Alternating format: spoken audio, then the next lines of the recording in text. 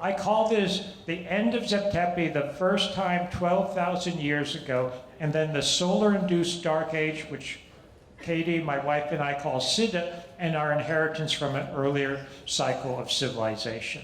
So the ancient Egyptians had the concept of Zep Tepi, and this was, when I say the ancient Egyptians, just to put a time frame on it, I'm talking about the classic dynastic Egyptians, about 2500 BCE, maybe 3000 BCE. So the dynastic Egyptians that conventional archaeologists and historians think about. They had a concept of Zep Tepi, which can be translated loosely as first time, or the time of creation, the beginning of civilization, a golden age when gods lived among humans, and of course, I say of course because I'm in academia, I still teach. I teach full-time at Boston University, and my conventional colleagues would say this is just myth. This is their myth from 5,000 years ago. Of course, there was not advanced civilization at an earlier period, even though they insisted that there was something they had inherited from. And I'm going to try to argue with, not argue, but show you evidence that there is independent evidence, physical evidence, that yes, there was an earlier cycle of civilization. There was civilization at an earlier period of time. And this begins with my work on the Great Sphinx. John Anthony West first invited me to come to Egypt. This was 1990, as I mentioned. I first went to Egypt with John Anthony West and looked at the Sphinx, and we have now, over 30 years later, I believe, lots of evidence, and the evidence continues to accumulate, continues to amount, that effectively Zep Tepi and the concept of an earlier cycle of advanced civilization is real. It really did exist. So we have to change the early timeline. And if you want to call that Zep Tepi, that's fine. If you want to call it Atlantis, that's fine. There are different ways to view it, and there are different traditions, but they are grounded in reality. So when I first got involved in this was a classic point of view, and if you go to a conventional website, by classic historians, etc., they'll tend to still mimic this, that the rise of civilization was about 3500 BCE.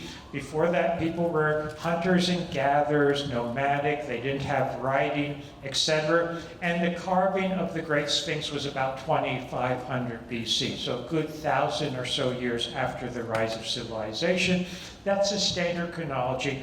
My early work on the geology, and I knew this within minutes of first seeing the Sphinx, that there was something amiss. Because when you look at the Sphinx, and you look at the Sphinx being on the edge of the hyper-arid Sahara Desert, which has been a desert for the past 5,000 or so years, that is the basically the entire alleged history of civilization, and you look at the Sphinx and you see that it is not weathered by wind and sand. It is not weathered by what you would expect from a hyper-arid climatic regime.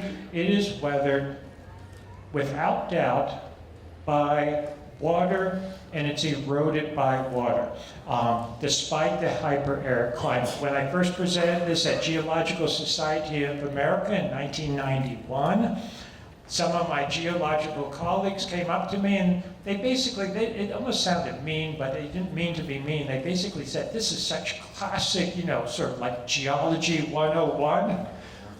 It's not complicated geology. Where have the archaeologists, where have the Egyptologists been all along?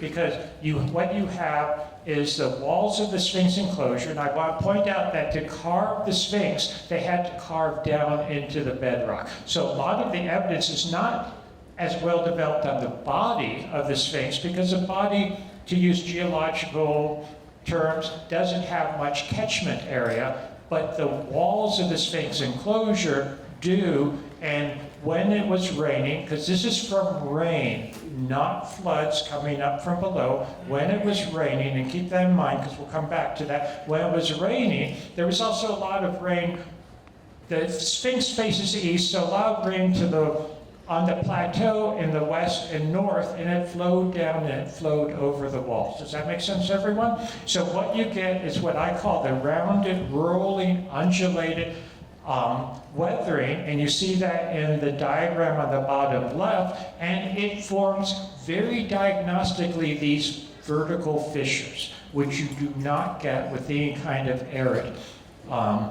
erosion. Here I am, that's early me with John Anthony West in the upper right, and this is not due to flooding, as I said. You would not get those vertical fissures, and you would also get undercutting, incredibly strong undercutting, much more than you see there. There's a little bit of undercutting that has to do with, in a technical sense, which layers are softer and harder as the water flows down it.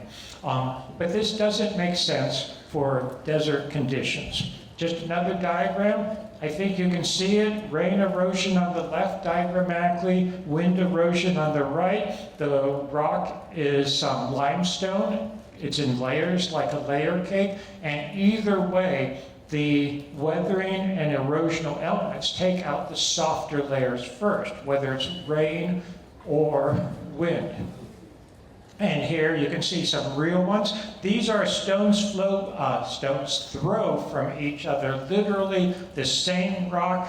And can you see the wind weathering, sort of the tunnel-like features, wind tunnel-like features in the upper left versus the rain weathering. And you can see how large some of those fissures are and how they've been cut out by the elements, by rain coming down. Again, I want to stress, this is not flooding from the Nile.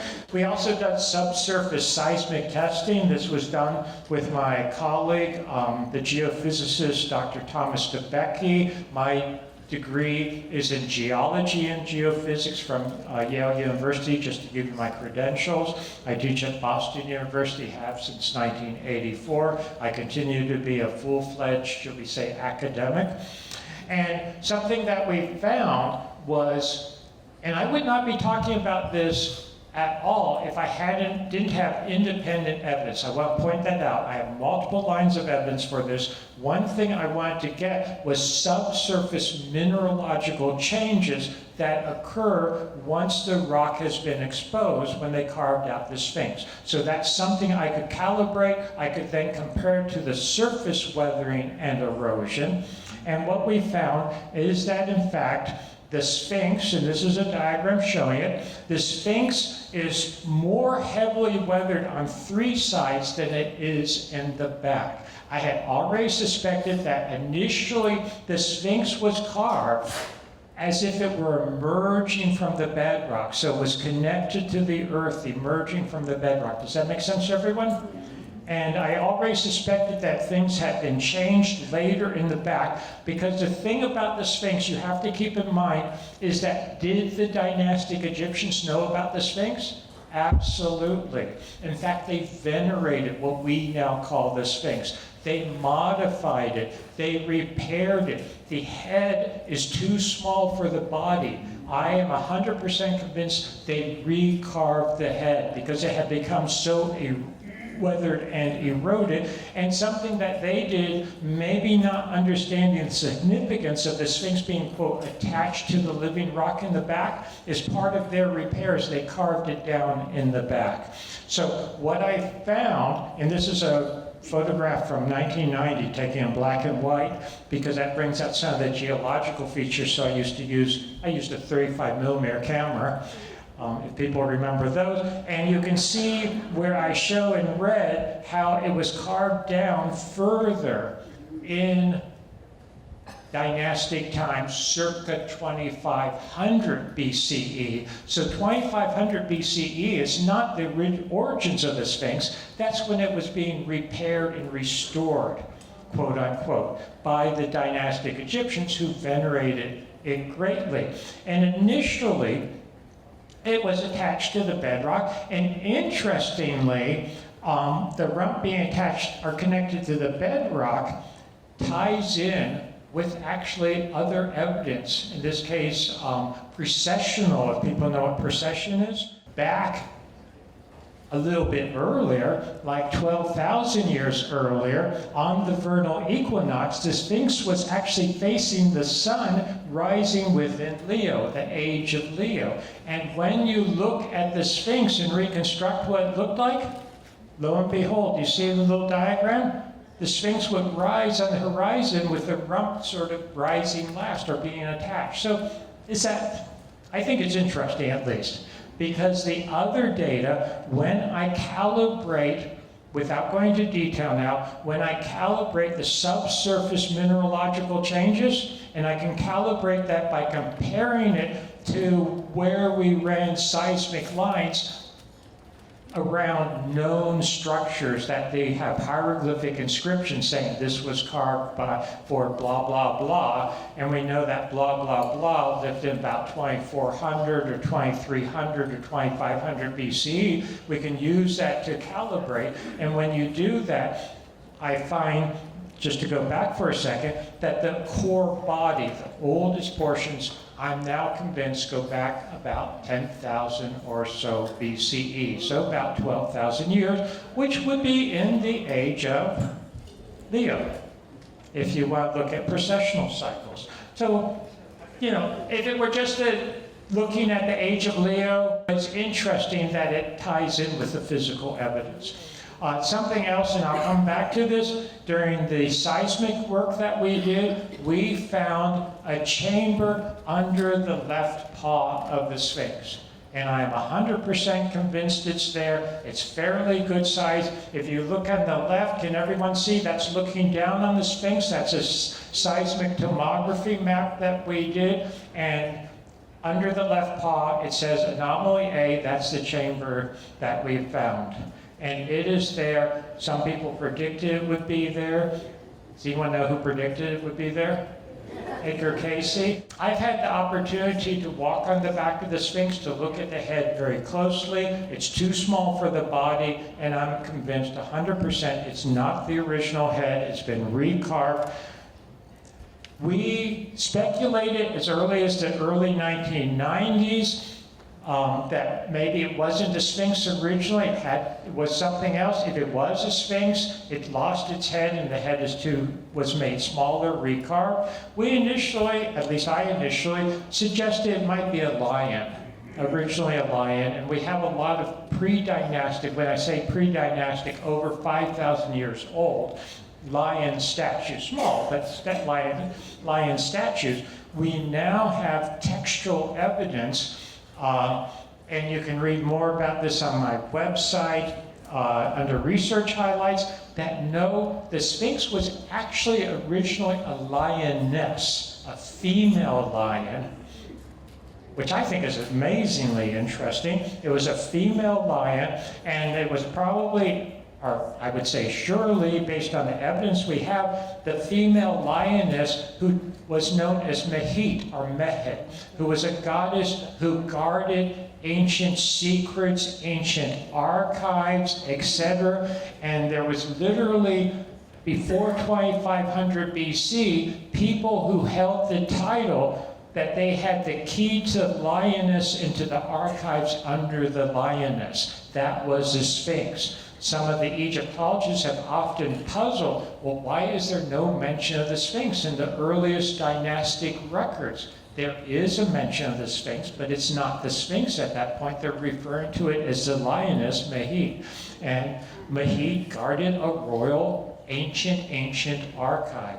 Well, what did we find seismically? All those years early, decades earlier, we had found that chamber. So I'm convinced that, in fact, that is the archive that Mehit, the lioness, who was an earlier incarnation of the Sphinx, was guarding.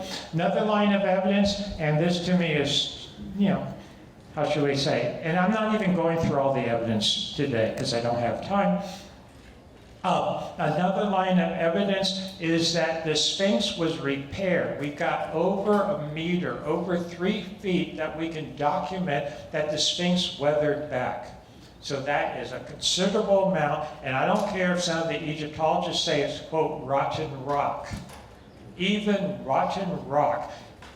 doesn't weather so quickly that it needs to be repaired in 100 or 200 years, yet some of the Egyptologists will tell you, and there's younger me in the bottom left, actually both of those are younger me, and I've got my, I think, sunburned hand on some repair blocks that were 20th century, because I watched them do it, but underneath that, you see how the repair blocks look different? Those are ancient repair blocks, some of which are attributed to over 4,000 years ago, which would put them just a century or two after the Sphinx was supposedly carved. How do you get 3 feet or a meter worth of weathering in arid conditions that all of a sudden has to be recarved? Plus, I will tell you, I've had the chance to do this, not respectfully, if you hit the rock with your knuckles, even though some people say it's, quote, weathered rotten rock, what's going to break first, your knuckles or the rock? I know, you could break your knuckles hitting it. So the bottom line is that my early work, I came away and I received a lot of, my academic colleagues didn't like this. I came to the conclusion initially that very conservatively the Sphinx had to be going back to an earlier, moister period, because we know that pre-Sahara conditions, it was much more temperate, much more moist, savanna-type conditions. But even then, we didn't really have the huge rainfalls that you needed to weather the Sphinx so dramatically. So I will come back to that later today. But my initial very, very conservative estimate was 5,000 to 7,000 BC, which essentially pleased no one at the time, because the archaeologists said that was much too early. It couldn't be because they were just hunter-gatherers. And my geological colleagues at the time even said to me, well, based on the raw data you have, it's probably older than that. So I was sort of caught in the middle. I now, get to the bottom line, I now place it at least about 10,000 BCE or so, which is important because, as I'll come to, that is just before the end of the last ice age. The last ice age ends based on the geological stratigraphy. You'll hear other dates for it, maybe from other people. They're sort of in the same range, but the ice age, the date I'll use is 9,700 BCE, or 11,700 years ago, approximately.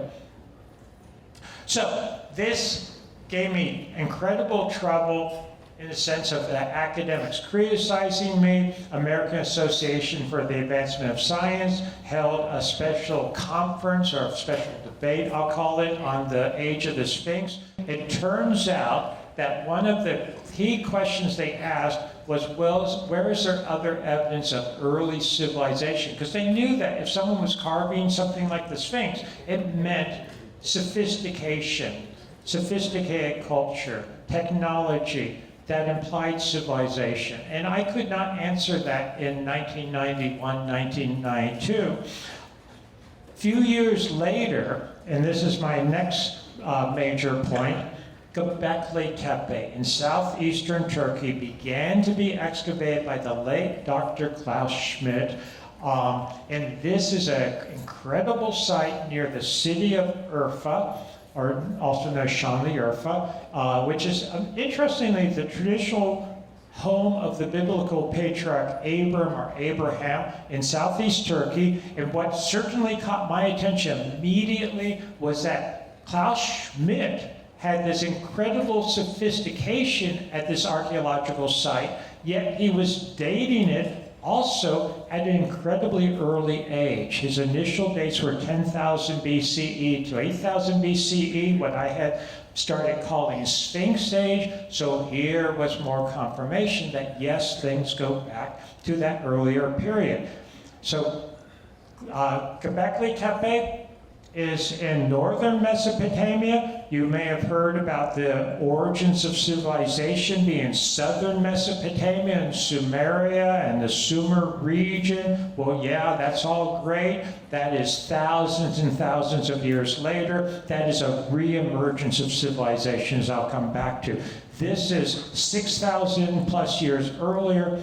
This I don't want to say it's the origin of civilization, it's just the oldest that we know about at the moment. We can expect more surprises. And as I said, his initial date for Gobekli Tepe was even older than my conservative date for the Sphinx. I now would put both of them back before the end of the last ice age, at least for their height. I'll come back to this. Also, as I mentioned, Abraham, it's supposed to be the city of Abraham, or the city of prophets, and it is the area, if you read your Judeo-Christian Bible and Muslim, Judeo-Abrahamic religions, it's the general area of Eden.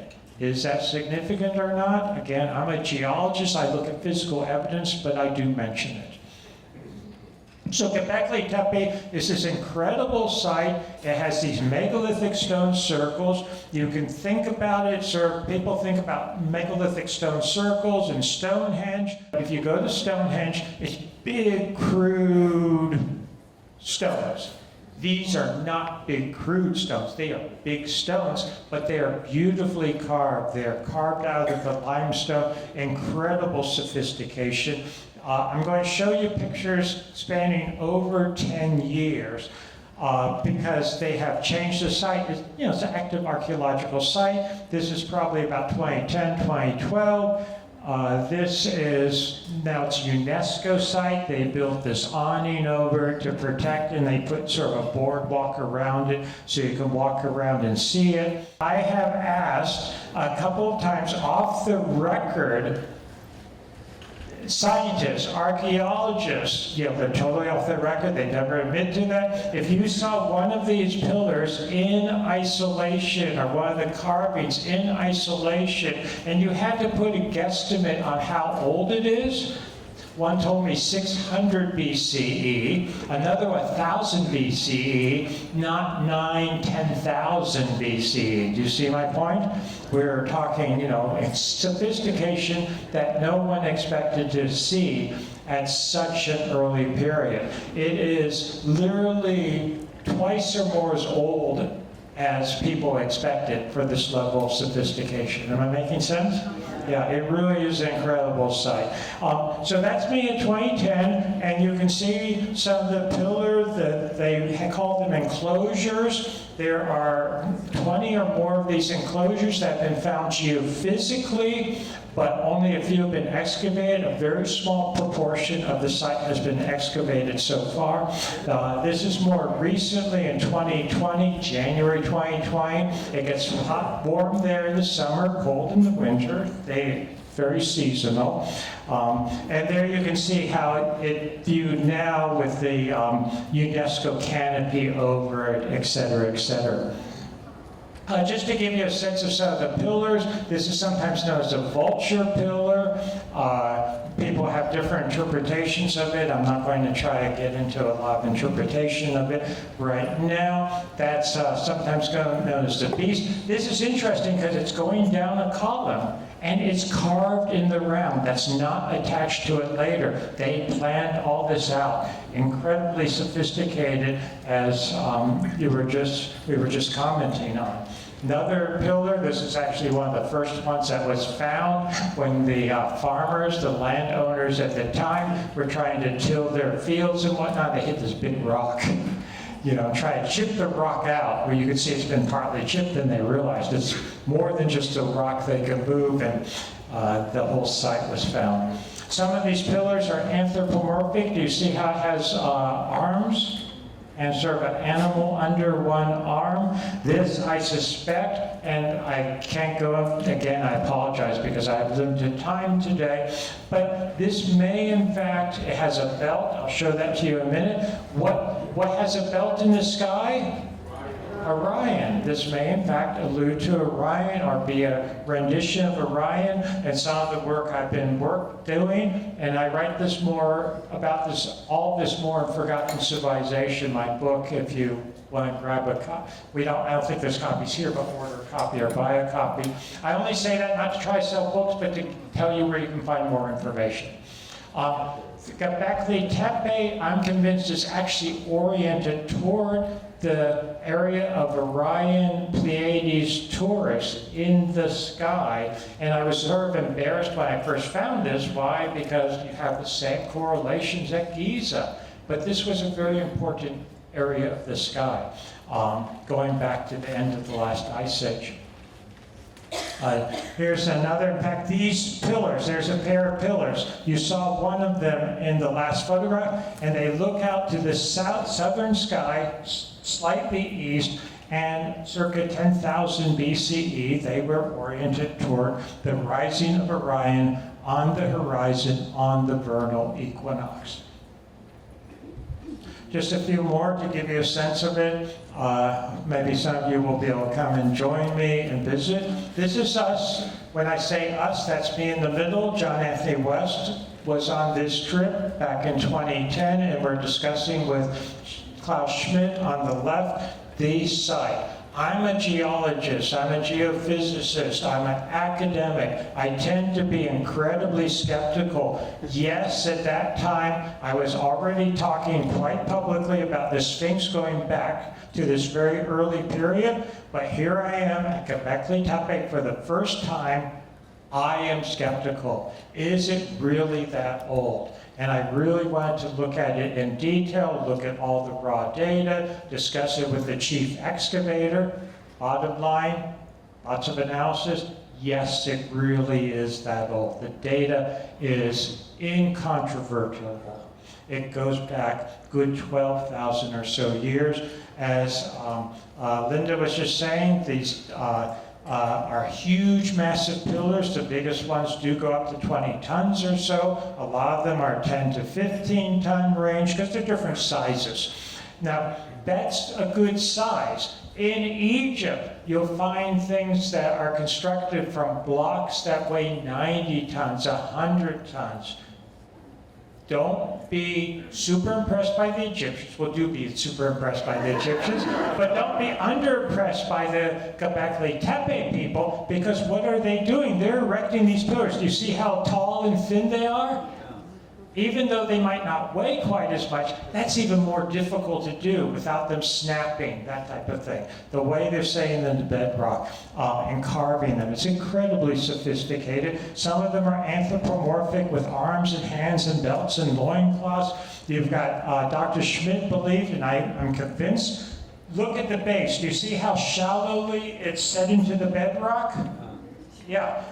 And these were, I believe, freestanding initially. I mean, this is incredible sophistication. And he himself, Klaus Schmidt, said that they were being set with a type of concrete 12,000 years ago. This is not what people were expecting at that time. It's just incredible. And as far as going the dating, it was intentionally buried by at least 10,000 years ago, and I'll get back to that. So something, and you can date it by mineralogical deposits and isotopes and stratigraphy. I'm a stratigrapher, among other things. I actually wrote a textbook on stratigraphy. I am convinced of the validity of this. You can look at what you can think of. Do people know in caves, stalactites and stalagmites? Those basically formed in microscopic form, miniature form. Once it was covered over, this picks up isotopes, like carbon isotopes, which you can date to when it was buried, so the actual site has to go back further, etc. So there's a lot of good data on it. And notice how you have these long, thin arms, the slender feet, fingers, navel region, which is incredibly significant, I think, in many cultures. We can come back to that. Fox belt loincloths and these beautiful, which I will come back to, belts on the pillars. And we have not only Gobekli Tepe, but we have statues like this. I think this is an incredibly sophisticated, beautiful statue. It's approximately life-size. This is from the time of Gobekli Tepe, but not from Gobekli Tepe. This is from the city of Urfa. Gobekli Tepe is, depending on how fast you drive, half an hour outside of Urfa. When they do construction projects in Urfa, they often hit stratigraphic layers, archaeological layers going back 10 to 12,000 years. and this is one of them. This is known as Urfaman. He was found very close to the sacred pools of Abraham, which I have a picture insert in there. And this is what the Gobekli Tepe people looked like in their own renditions. So, I don't think of these as primitive hunter-gatherers. You see, he seems to be wearing something, the V-shaped chevrons on him, etc. I just want to point out civilization. One of the arguments, or one of the things I want to convince you of, is that civilization existed thousands and thousands of years earlier than the classic story says. It goes back to about 10,000, at least 10,000 BCE. We don't know how far back, further back it goes, but archaeologists can identify civilization, because they need to have some hallmarks for it. Monumental stone architecture. We certainly have that at Gobekli Tepe. I hope you can agree to that. They also say that you have to have city life or urban settled life. As I already mentioned, Urfaman was found in Urfa, and they find all kinds of things going back to this period. Urfa, I think, yes, there is settled life associated with Gobekli Tepe. It's the modern city of Urfa, which is the ancient city of Urfa, which is a city of prophets, which has probably been a city for 12,000 or more years continuously. You follow what I'm saying? So it's like some archaeologists say, oh, it's just nomadic hunter and gatherers. They just one day decide to build these things. But, they're still primitive, whatever, not settled down. No, we have the city. Let's still inhabit it. It's still being used. It's still a sacred city, important city. And then the last thing that a lot of archaeologists and prehistorians and historians will say is that to have civilization, you have to have writing. You have to have literacy. And that's a whole concept of history versus prehistory. And these were just, primitive hunter-gatherers. They didn't have writing. Well, my contention, working with a colleague of mine, who's safe today, is that no, in fact, they did have writing. We don't have a lot of evidence for that yet. We don't have their books and their scrolls or whatever, but we have the monuments. And one thing that we can look at is comparing things like this. You see that symbols on the belt at Gobekli Tepe? Classic conventional archaeological story is, it's just, pretty decoration. It doesn't really mean anything. They're just pretty decoration. Just like when they excavate parts of New York City in 12,000 years, they'll find big signs with letters on them. They'll just say it's pretty decoration. These were stupid illiterates.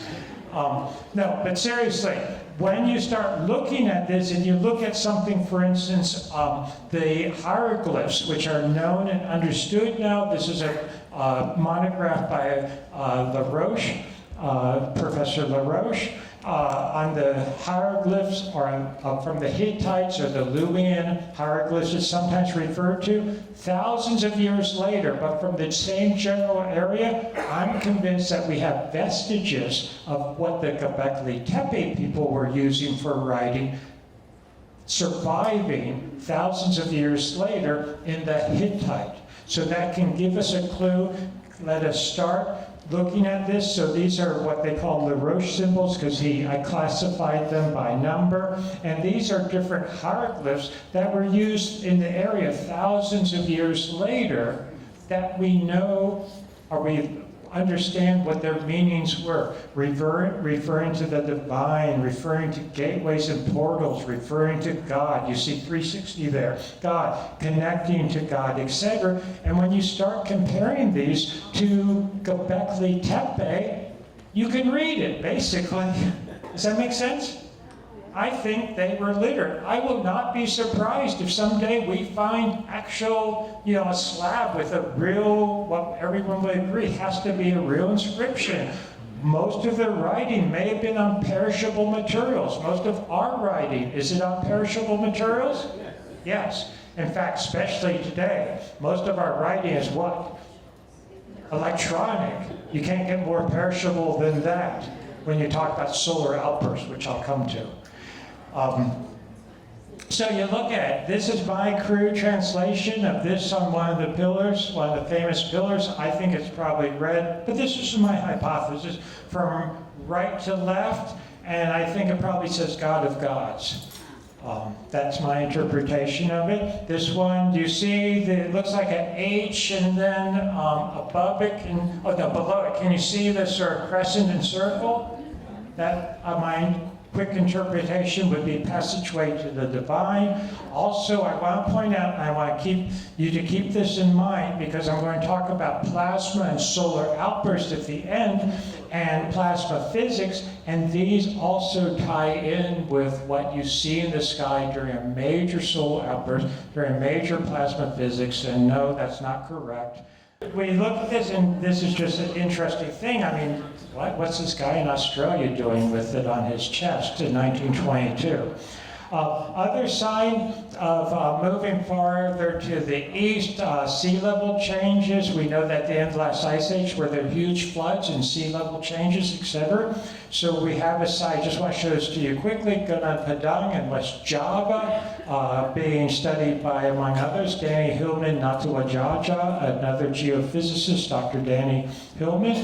And here we have a site too that has been dated back to that earlier period. It doesn't maybe look so impressive in the photographs, but it is quite sophisticated too. So I'm convinced that we have civilization, true civilization, at the end of the last ice age, and that these are the physical remains of what the Egyptians referred to as Zep Tepi, what other cultures refer to as things like what? What the plants Plato talk about. Atlantis, where did he get it from? He got it from Solon, who had traveled to Egypt. And among other things, I'll get to the point right now, the end of the last ice age is 9700 BCE. That's when this early cycle of civilization was decimated. When does Plato say that Atlantis collapsed? 9600 BCE, when you put it into our calendar. I think that's incredibly close. I'm not someone chasing and looking for Atlantis, but what's important to me from the Plato rendition, should we say, or recounting of Atlantis, is the time frame. The time frame fits the physical, modern, geological evidence. So something happened to bring Zep Tepi to an end. This early period, when we look at Gobekli Tepe, we literally see evidence of catastrophe followed by intentional burial. So look at this. Do you see the pillar in the background there? It was knocked over. It was broken. It was crudely set up again. These crude walls were built to hold up the pillars. We can date this to radiocarbon dating on some plasters that are on these crude walls. These pillars, the best I can reconstruct based on the data, is that they were knocked over almost exactly 9700 BC, basically at the end of the last ice age. It records the catastrophe there. Look at that one. Do you see that one? That one, the pillar towards the back, how it was crudely built up. I'm sorry that slides are so washed out here because of all the lights, ambient light. Here you can see more evidence. You see how beautiful relief, sort of like a little pig or hawk sticking out, and they built these crude walls against it at the end of the last ice age. Why? Because there were terrible disasters going on there, earthquakes, etc., etc. There, do you see the pillar, how it's been supported? Yeah. So this brings us to the end of the last ice age. And I just have to give you a little climatic history here. There's something known as the Younger Dryas at the end of the last ice age. So the world was beginning to heat up slowly. We were coming out of the end of the last ice age. Then there was a cold snap for about 1,200 years. And then dramatic warming at 9700 BC. So this is what's happening at the end of the last ice age. It's very cold. If you look at this chart, it starts to warm up. Then there's a cold snap. Does everyone see that? I don't know if you can see it here. So it warms up, then there's a cold snap, then incredible warming. So this is 10,900 BC, 9700 BC. Everyone follow? Yeah, and that's known as the Younger Dryas. And when I was a graduate student, we used to talk about, I was very interested in the end of the last ice age even back then, and we thought, oh, the ice age ended really quickly and dramatically. We were talking about centuries or maybe decades, but you know, that's geologically dramatically. But in the early 2000s or so, don't try to read this, I'm just showing you this real data. Based on Greenland ice core data, it was determined it happened within a few years, which is incredible geologically. Then, it turns out more data came out, and it occurred not within a few years, not even in a year, but it occurred. Here we have a black bar here, it occurred in that period. This is a period of 1 year. That's how quickly it occurred. More or less within weeks, which is the best we can resolve it. Literally overnight it probably occurred. So this is based on real data, not just someone, you know, speculating, but real data. So it ended in 9700 BCE. The beginning of the Younger Dryas was 1200 years earlier, 10,900 BCE. Some of you, I'm sure, have heard the comet theory for ending the last ice age or causing an apocalypse, as some people refer to it, or disaster, etc. I am here to tell you, and I can go into more detail maybe during a discussion or questions or whatever later. There is, as much as I was sort of open to it and had thought about these things even before data for a comet was proposed, I am not convinced there was any comet whatsoever during this period. Have major comets and asteroids and meteorites hit Earth in the past? Yes. Did one hit at the beginning of the Younger Dryas, as has been proposed? I don't believe that was the case, because the data really does not hold up to support a comet. The data that has been proposed, I will say very quickly, and I've looked at all the technical papers, and I continue. There's been data proposed. Some of it, frankly, is just not good data. Misidentifications mineralogically, et cetera, but other data for wildfires, for what's known as shocked quartz, for scoria, for what's known as vitrification, basically glass shards from melted rock that then recongeals, et cetera, no craters found. There was one crater that was proposed. It turns out it's 58 million years old. It's not 10,900 BCE. All that data is better explained by a solar outburst, which I'm going to talk about in a minute. And there's other data that cannot be explained by a comet, but can fit into a solar outburst hypothesis. I'm a scientist. We talk in terms of hypothesis and what data will support it or falsify it. So 10,900 BCE, something occurs. What's more important is that Ice Age ends at 9,700 BCE, and the only thing that I'm aware of that's really cogent to support that is a major solar outburst. So forget about comets. It's not a comet. It is the sun that I believe is an instigating factor in both cases. Our sun is not as stable as a lot of people believe. And something that's interesting here, I think, is that I often will speak to people who frankly don't care about how old humanity is or how far back civilization goes. And they say, what does it matter? Well, it matters because something happened to them. Could it happen to us again? Yes, in fact, it's virtually inevitable, and we're even more vulnerable, so keep that in mind. But sometimes the sun undergoes major solar outbursts, plasma discharges. It can cause massive destruction on Earth. We see this in the Greenland ice cores. The Antarctic ice cores also, but especially Greenland is among our best data, sediment cores, etc. And what you would see in the sky are sort of the auroras on magnified even more than you see now, and taking on very distinctive forms. I'll come back to that just because I'm seeing what time it is. And this is from NASA. This is not to scale, certainly.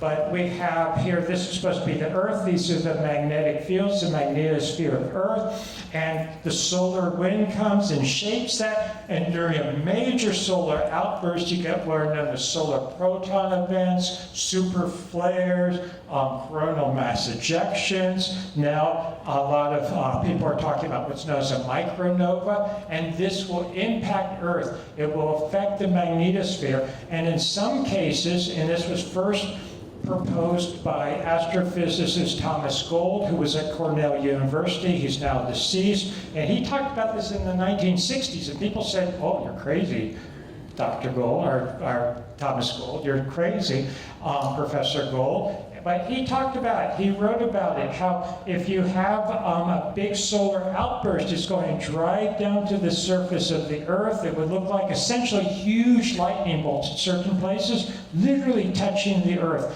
melting ice, changing the atmosphere, melting ice, evaporating water. You'd put huge amounts of moisture into the atmosphere. Does that make sense, everyone? It would rain down again. It would cause incredible flooding on the surface of the Earth from flash floods, that type of thing. If there was a big old statue of a lioness there, would it cause it to erode? Yeah. You see my point? And it would, he talked about how it could carry hundreds of billions of amperes. It could cause surface destruction. He said, look for vitrification. And that is something he found. He was working in the 1960s. The early Apollo missions brought back a lot of data. He found direct evidence of this on the moon. This is an excerpt from one of his papers published in Science, one of the premier scientific journals. Suggested giant solar outbursts in geologically recent times from lunar data. Geologically recent times, translate that into modern language, end of the last ice age. 9700 BCE. If the moon was hit, was the Earth hit?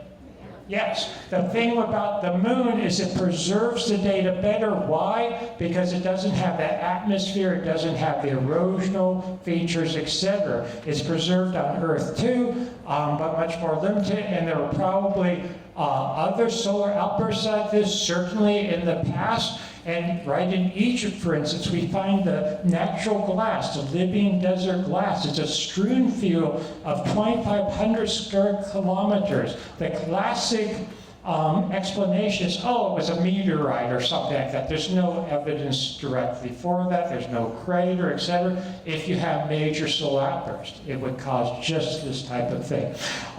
Here is the classic vitrification. It doesn't look real pretty, but this is the Gobekli glass from the Western Desert.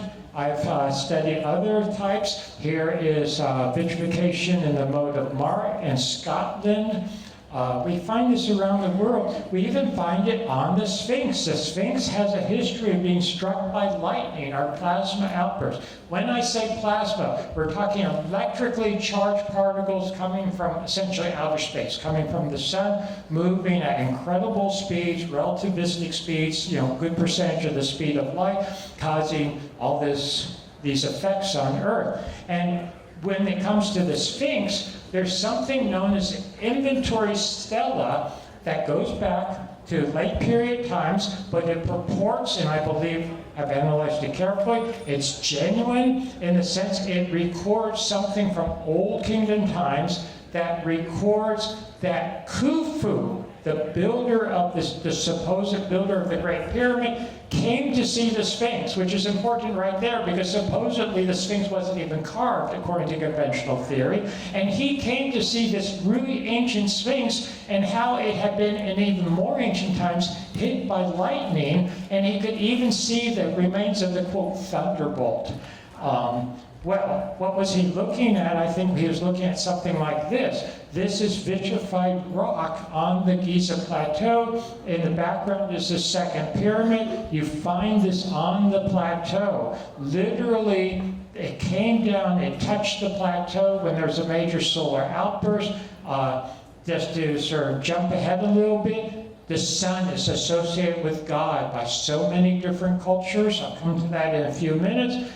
Here you would have God literally touching the earth, the fingers of God, if you would. Why was this a sacred site? Why carve things there? Why build the pyramids? Because it had been touched by God. But I think the Sphinx was already there, and it was actually hit by God, which would have made it even more sacred. That makes sense? I know I'm going through this quickly, but they're trying to rush me along. There I am with some of the vitrification. There you can see it. And if you go with me to Egypt sometime, I'll show this to you in person. Besides the ice cores, the sediment cores, the moon data, some people want to say, oh, this is all can be explained by comets. Well, no, it can't actually be explained by comets, but there's more that really can't be explained by comets. And I want to introduce to you here Dr. Anthony Perrott, who I've met many times and corresponded with, and he's done a groundbreaking work on this for the last 20-some years now. He's a plasma physicist. He is with Los Alamos National Laboratory. He studies high-energy plasma physics, like what would happen if the sun had a major solar outburst. And he's found that you would have, think of the aurora borealis, the northern or southern lights again, but they would take on very distinctive shapes when you have very, very high discharges like this. And they would start to look like stick figure men. Does that make sense? They would start to take like stick figure men, but very importantly, a lot of these stick figure men, they're going to have dots on their sides. This is what's known as synchrotron radiation. What you get, and this is the closest we can see in modern times with photography, when you have intense discharges, it starts to take on shape. Notice the one on the right. Can you see how it starts to look like it has arms and a head? Okay, but this, if we had the intensity we had at the end of the last ice age, you wouldn't be having these photographs because, you know, we'd be all destroyed, essentially. But he found that takes on distinctive shapes. Another distinctive shape shown in the middle there are what look like birds' heads on columns, or birds' heads on sticks, or birds' heads on sort of stick figures, also what look like cylindrical donut shapes. Keep this in mind. These are some of the ones he and his team have found these 130 or so countries around the world. Notice here, notice on the bottom left, you see the sort of birds on human forms? The bird man, the bird woman, bird people is very, very common, important motif, which I think goes back to this. It's not just that people looked at birds and said, we wish we could fly. There's more from Dr. Perrott's different places. Look there. Do you see in the left side, the bird on the figure? I love the bird motifs. When we were in Osvik, Norway, I was giving some talks there. John Anthony West was still alive, and he and I and Katie were invited to Norway. I said, no, I need to see some of the ancient petroglyphs going back to the end of the last ice age. Well, these are ones we saw. They're diagnostic when you start to look at them. We've been to Easter Island a number of times, Katie and I, and they're known for the moai, etc. And those are nice. They're wonderful. We can talk about that later. And actually, interesting, with the navel and the hands, very similarities between the moai and Gobekli Tepe, but that's another story for another day. You get the birdmen, very well developed, but you also have something known as the Rongo script. And this becomes incredibly important. It was generally considered one of the great mysteries of linguistics. We were looking at it, and Katie was really looking at it.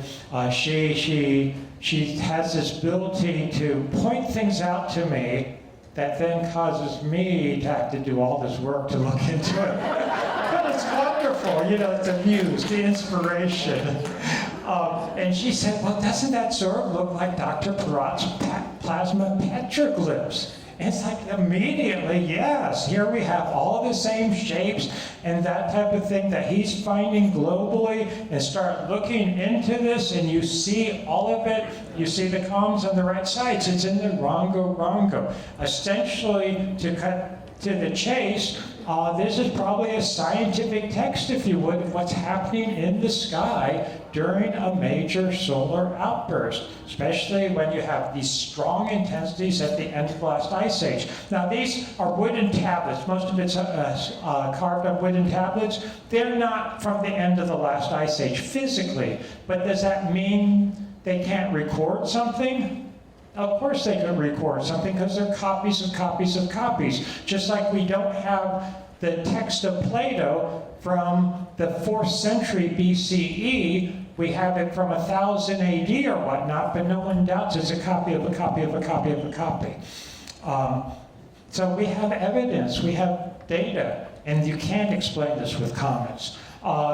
Just as a side note, you have similar things with the Nazca geoglyphs. People have heard of Nazca geoglyphs, that ties in. So we have evidence for intense solar outbursts in prehistory. This is actually an article that Dr. Anthony Peratt and one of his colleagues wrote. He could not actually put a date on it. As a geologist, I put the date of 9700 BCE on it. Again, end of the last ice age.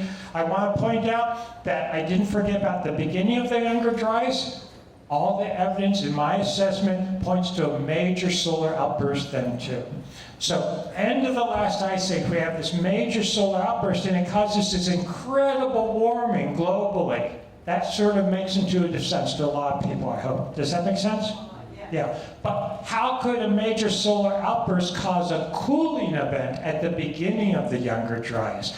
A lot of people want to say, oh, comet or something like that, because it would throw up all kinds of dust and debris, which would have a cooling effect, theoretically.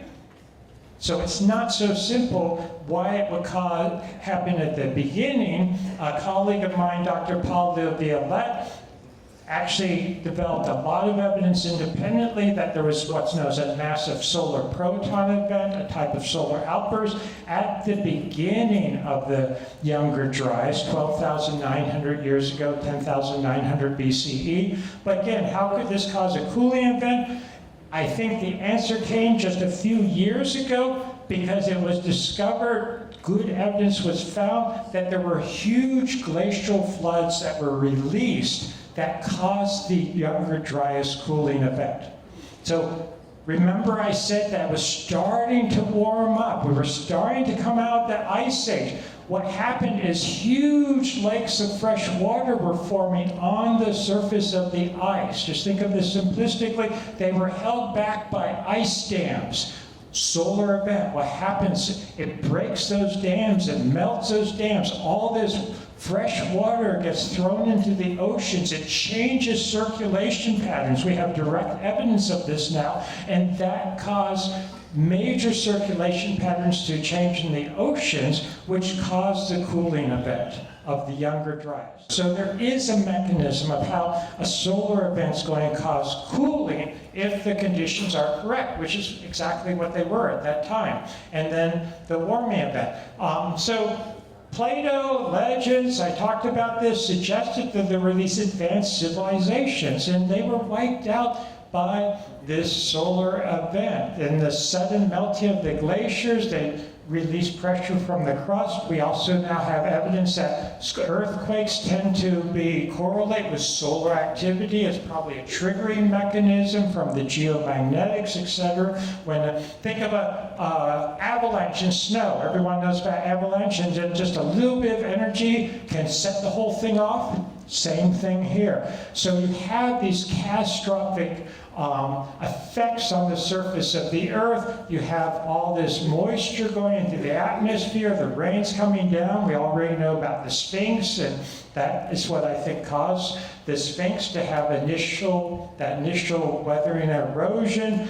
You would destroy the ozone layer, you would compromise the magnetosphere, you would have incredibly high radiation levels on the surface of the earth, which would do things like kill large mammals. And we have, at the end of the last ice age, 9700 BCE, a major die-off of mammals, a major extinction events, not at 10,900 BCE, but 9700 BCE. And they die off, and what are we? We're large mammals. Did a lot of humans go extinct too? Well, pockets of humans went extinct. Not all humans went extinct. We're still here. But some could escape. Small animals could burrow underground, go underground.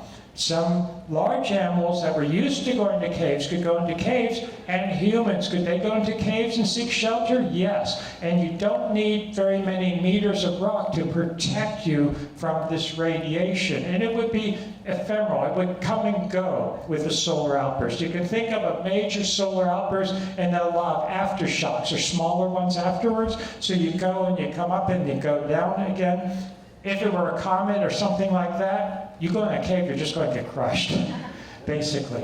And what's been found is that you could survive in a cave, and archaeologists, this is some work by the Austrian archaeologists Heinrich and Ingrid Kusch, and they are perplexed, they and other archaeologists. Why do you have all this massive cave network 12,000, I think it even says there, 12,000 years ago, at the very end of the last ice age? These makes no sense unless you look in this time frame. Think in this time frame and this scenario.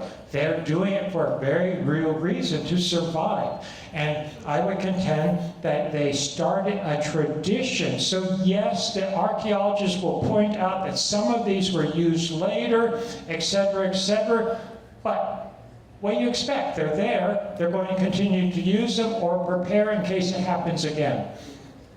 At Gunung Padang, remember I mentioned that in Indonesia, you have a major cave or opening in it that was used. You have this in Easter Island, these rock structures that would be wonderful protection, and they also were used in caves, and there I'm coming out of one. Malta, I'm just giving you a few examples that I've explored myself. Malta, you have it, in India, a lot of these were reused. These were recarved and reused by Buddhist monks, but the origins goes back much earlier. Cappadocia is maybe the quintessential area for caves. Come there to Turkey with us in the beautiful balloon rides. You can see over it, and then we go into the underground cities of Gobekli, which 8 stories or more deep. It's just incredibly sophisticated. Why would you do this? You're not doing this because you're trying to escape from your enemies. If you escape from your enemies, how are you going to escape and going underground in these huge cities? They know exactly where they are because you'd have huge spoil piles of all the rock you had to pull out. You don't find those piles. Why? Because they're so old. Going back to this earlier period, it's all dissipated. It's all eroded away. And again, it's going to protect you from a solar outburst. It's not going to protect you from a comet where the rock would just collapse on you. We also have linguistic evidence pointing to the Indo-European language family going back to this early period in Anatolia, in the Cappadocia region. And if you look at the paper and look at the analysis, it goes back to the end of the last ice age. A pocket of people survived there and then spread out again. And we can see that based on the distribution and basically family tree of the languages. Was there something going on between the end of the last ice age and the reemergence of civilization? 4,000, 3,000 BC? Sure, there were people living. But they had gone into a dark age. This is what Katie and I refer to as Siddha, or the solar-induced dark age. Think of the Europe and the Roman Empire collapsing. And what happened? Went into a dark age until the Renaissance. Here we have a dark age for some 6,000 years. One example of this is Chalahoyuk. And it's just one of many examples where you don't have the monumental stonework, you're living in mud brick. According to classical sort of thinking, this is thousands of years younger than Gobekli Tepe. It should be as sophisticated or even more sophisticated. It's not. They've gone back. So back into a dark age. Civilization decline. Just to give you a sense of it, there we are on one trip there. So civilization was a cataclysmic event. It was destroyed. I want to point out that since I started talking about this in 2010, there's been a lot of work. You'll see all these dates are later, where other scientists now are looking at carbon isotopes, beryllium isotopes, etc., and they're finding that there were other events with the sun where it was undergoing smaller outbursts since the end of the last ice age. Not as big as what we see today. One of the largest was in 774, 775. It's known as the Charlemagne event. But the sun is not that stable. And could we have a big one again? We're probably overdue. We really are. Thomas Gold suggested off the top of his head, remember the late Thomas Gold, who first started talking about in the 1960s, that maybe it happens every 10,000 years. If that's the case, we're 2,000 years overdue. When you start looking at solar activity, there's been various papers published, this is in Nature, that the sun is being more active recently, in recent decades, in the last 11,000 years. If you look at this data, this is published in Astronomy and Astrophysics. This is the end of the last ice age. You see how active the sun is? And it's actually super active, and then peaks and lows, peaks and lows. It's very volatile, very unstable, and that's the end of the last ice age and the centuries right after it. Then it calms down, but at this point, those early civilizations are decimated. They're brought down, basically, to their knees, metaphorically. Then things calm down. This is 4000 BC, and eventually civilization re-emerges. It's not the origins of civilization, but it re-emerges, and we proliferate, we do great, etc. Except, look at this. The last few decades, the sun is becoming really volatile, really active again, so be warned. And the monuments are waiting to us. I think we need to learn from them, but there's one more thing I need to say in 5 minutes, so I hope you'll give me 5 minutes. Portal to Ascension, we're here at Portal to Ascension. So I want to tie this in. There's another message from the ancients, and they, I think, really understood, really respected the sun and the energies of the sun, and something that Schwar de Lubitsch, who was the person, if you remember from the introduction, really began all this with just a couple of lines in one of his books, which then got John Anthony West interested in it, who brought me in to really do the scientific, detailed work. He used the term sacred science, and I think one aspect of sacred science is really understanding the sun and what the sun is about. So remember the birdman and the birdwoman in Egypt. These are solar plasma symbolism, and I think it has a much more profound message. I just want to try to mention this to you briefly. We see it looking around the world, we see it around the world, from South America to Egypt, everywhere in between. And scientific messages basically expressed through art, through architecture, so it would survive. And also it's a good way to do it. So in India, in the country of India, not Native American here, but India, we have, for instance, a god Garuda, who was a birdman. And he carried Vishnu. He was the mount of Vishnu in the guise of the sun god. Does that sound familiar from plasma petroglyphs? Yeah. And in India, Katie and I had the opportunity to travel in India. This is one photograph that I believe Katie took. When I say I believe, we took. I think Katie literally took it. It was one of us.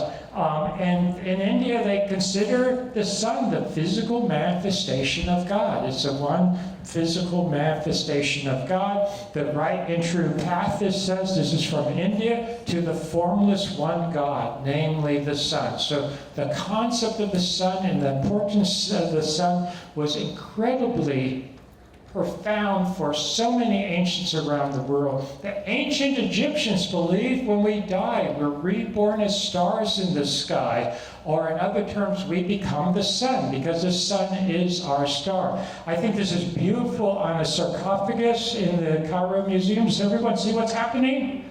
The deceased is becoming a star going to the sun and connected.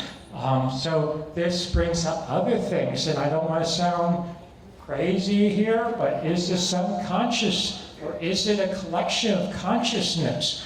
There's actually a lot of good evidence to suggest that, not like human consciousness, I don't want to be misinterpreted, but consciousness pervades everything. And stars, the sun, etc., are conscious at a different level, at a different way of thinking of it, but they are. This is from Tutankhamun. Can people see what's going on here? I know the lighting's sort of bad, but do you see the deceased and they're connected to the stars? They're going to the stars. Does everyone see what's going on there? And you have that, so they're ascending, which I think is part of the theme of today. The cartouches of the pharaohs. Do you see the cartouches in the sky? The pharaohs going up to the sky, becoming stars. I'm not really into popular culture a lot, but wasn't that in The Lion King also? They went to the stars? Yeah. Where do you think that comes from? That's not original. That goes back to very ancient beliefs. When Katie and I first met, she presented to me this theory. We were talking about hydrogen and the cycle of stars in the sky and how that might connect, etc. And we were, this is what we first talked about when we met. I've been talking about ever since, things like this. But she'd been inspired by a television program which explained how the sun is hydrogen. I think most of you know that. And hydrogen clouds can condense and combine gravitationally. And she pointed out that we have incredible amount of hydrogen in us. In fact, all the other elements can be broken down ultimately to protons and electrons, and then subquantum particles, or quantum particles, subatomic. But that would float, it would gather together, and it could form other stars, other suns. Does that sound sort of familiar from the Egyptians? Here's the Egyptian. This is from a tomb of Ramesses IX in the Valley of the Kings, sitting among the stars, becoming a star essentially. Yeah, crazy stuff. But then you have people like Luc Montagnier, the 2008 Nobel Prize winner, now deceased, and he did a lot of work, and I've looked at this carefully, the scientific papers, how water can carry information by electromagnetic imprinting of DNA on other molecules, so it can carry information. I don't think it's necessarily the water, and this gets into people's work like Emoto. Everyone, I'm sure, has heard of Emoto, Dr. Emoto, and how water would respond to consciousness, thoughts, and emotion. But I think it's primarily the hydrogen from my studies and the water, because the water molecule, of course, is composed of hydrogen and oxygen. Just as a side note, I'm a scientist, and some people say, oh, his work was totally bogus. No, it's been replicated. Other people have studied it since then. It's been replicated. And basically, the theory is that Katie and I were discussing is that when we physically die, our hydrogen and its constituent subatomic particles is released. A lot of traditions, don't they have that? You have to open a window to release. Yeah, okay, they talk about the soul and stuff, but maybe there's a physical aspect too. Hydrogen carries information about us. Hydrogen atoms and their subatomic particles can be entangled at the quantum level. What's the best way to entangle? I don't know if any of you know identical twins, but are identical twins often entangled, quote unquote? I grew up with aunts who were identical twins. I don't know how many times as a child I was with one aunt, and all of a sudden she knew the phone was about to ring, and the other one, lived several states away, and there it rings. And one of my cousins just fell down the steps or whatever. But there was this telepathic connection. So they aggregate, they collect, Diverse collections of hydrogen carrying different sets of information may be released from the physical body. And if your personality, your consciousness of a person is to survive beyond this life in a recognizable form in the next life, it may be important and necessary to recombine, reintegrate what we call the psychic components. I don't know, does anyone know Gurdjieff? Heard Linda comment on it. It really is worthwhile. I mean that. I'm not just saying that because it's me. I also devote a lot of time and energy volunteering with the Oracle, which stands for Organization for the Research of Ancient Cultures. And it's a 501(c)(3), did I get that right? But it's a non-profit, and we're working on, among other things, Civilization Before Civilization, a serious documentary to bring this real information to a wider public. If you're interested in that, you can go to my website. You can see a trailer, a link to a trailer. And last thing, I just breezed through so much today, even though I apologize, went a little bit over time maybe, but we started really late, right?